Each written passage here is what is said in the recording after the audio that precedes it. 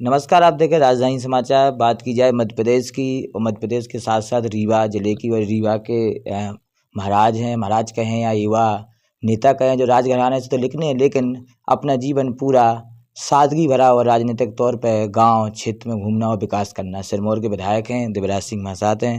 भाई साहब, आपके क्षेत्र में जो 1 साल आपका पूरा होने वाला है इस पंचवर्षीय का, कैसे नए निर्माण, नए कार्य भाई साहब क्या हुए, विशेष कुछ जानकारी?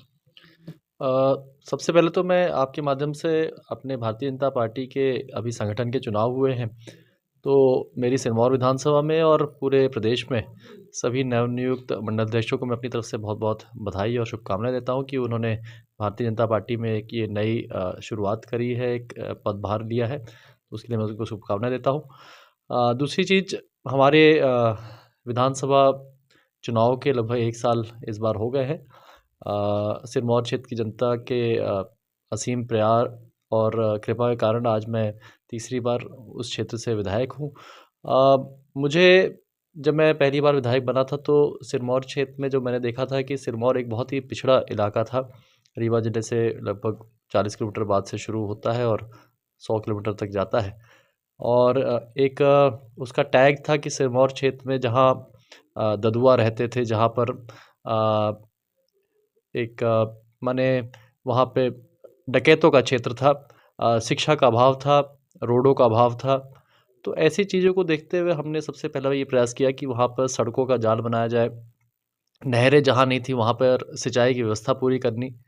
तो हमारे भारतीय जनता पार्टी के कार्यकाल में मैंने अपने पिछले 10-11 साल में वहाँ पर सिंचाई के रूप से त्योथर फ्लो का काम काफ़ी तेज़ी से किया है। जो कि लगभग अब पूर्णतः कंप्लीट होने के कगार पे आ चुका है। लगभग सभी किसानों को पानी मिलने लगा है, टेस्टिंग में चल रहा है, तो वो भी पूरा हो चुका है।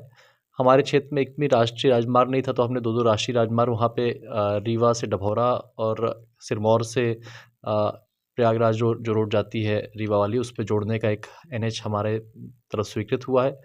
तो ये दोनों राजमार्गों में काम चालू हो चुका है, सिरमौर तक बन चुका है, अब सिरमौर से डभौरा का अगले फ़ेज़ बन रहा है।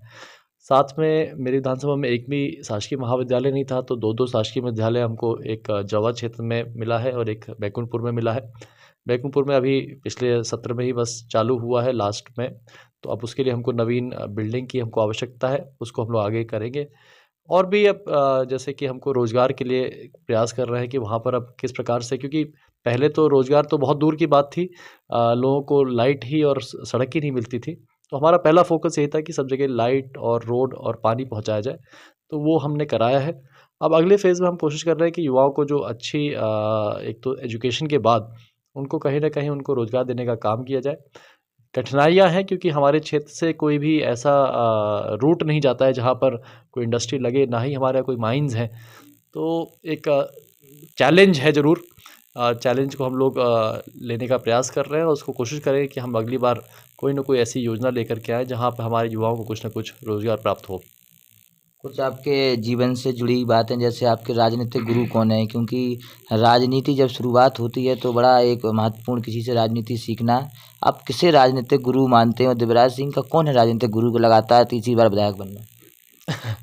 राजनीतिक गुरु तो कहना थोड़ा-सा क्योंकि कठिन होगा, क्योंकि मैंने ये देखा है कि कई जब मैं राजनीति में आया तो पहले तो मेरा राजनीति में आने का कोई मेरे ख्याल से कभी ये दिमाग में नहीं था कि मैं राजनीति में आऊँगा।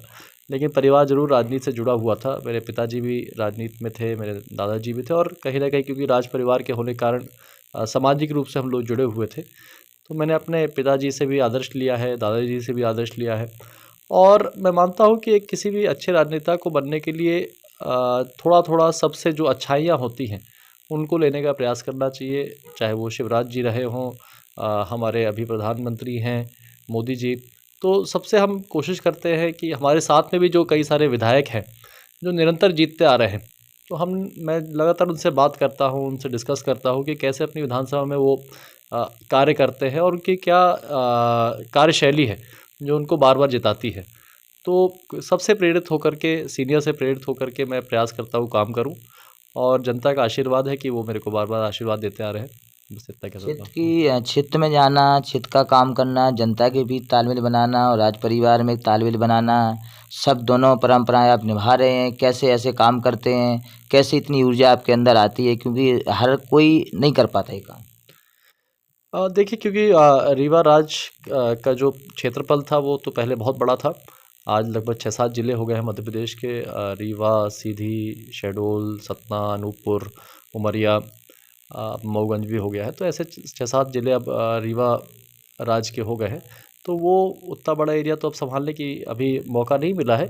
लेकिन जो हमारी परंपराएँ थीं, कई जगह जैसे जब बांधवगढ़ में जाने का और बहुत सारी चीज़ों पे करने का, तो वो परंपराओं को हम अभी तो, क्योंकि महाराज साहब हैं, बहुत सारी चीज़ें वो निभाते हैं। जहाँ वो नहीं जा पाते तो मैं जाने का प्रयास करता हूँ। लेकिन दोनों चीज़ों को जब हम सामाजिक क्षेत्र में आते हैं, तो वो चाहे सिरमौर विधानसभा हो, चाहे रीवा संभाग हो, तो सब जगह आदमी सामाजिक रूप से इन्वॉल्व रहता है।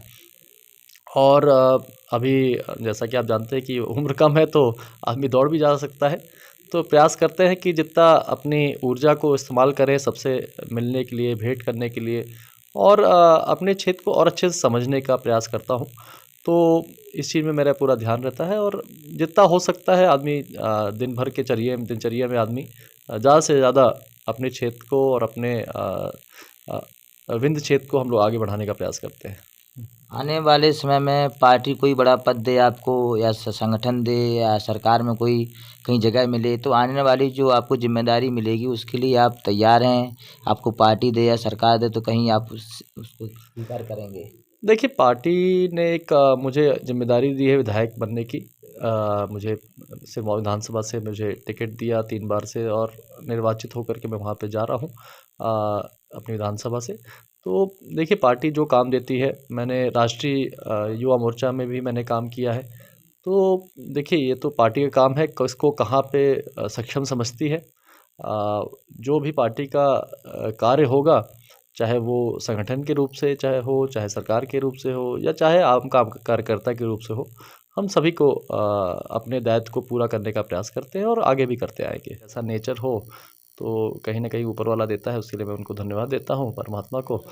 और कोशिश करता हूँ कि जिस प्रकार से काम कर रहा हूँ उसी प्रकार काम करते रहें, घमंड ना आए अंदर, यही प्रयास रहता है। परिवार विधायक भी हैं, रीवा राजघराने से हैं, राज परिवार से हैं, युवराज भी वहाँ के हैं, दिवराज सिंह हैं, और एक अलग पहचान है मध्य प्रदेश में, एक जो हू हल्ला वाले विधायक हैं, दिखावा, बड़ा बड़ा काफिला, लेकिन सादगी भरा जीवन है, कहीं भी मिल जाएंगे, वो हर गरीब के साथ खड़े रहते हैं।